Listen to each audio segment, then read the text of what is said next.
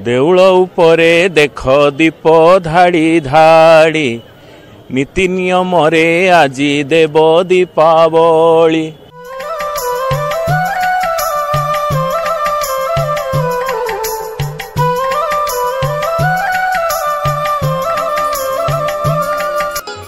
महाप्रभुंकर मार्गशीर कृष्ण चतुर्दशी ठारू 3 दिन व्यापी देव दीपावली उत्सव श्रीमंदिर रे पालन करा जाए, जो थे कि महाप्रभु तांकर पितृ पितामह को श्राद्ध दे था दीपदान करि।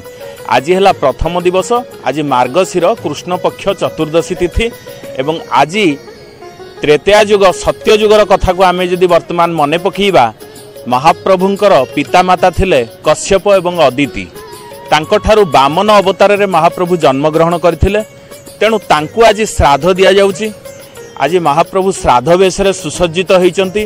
संध्या धूप समय वर्तमान हेबाकु बसिलाणी। महाप्रभु अपूर्व से बेश 28 हाथर जो कपड़ा कटन रे तैयारी होइथिबा कुंभ धड़ीवाला शुक्ल वस्त्र परिधान करिचंती एवं 1.5 फुट ओसारर कुंभ पड़िची ता धेरे।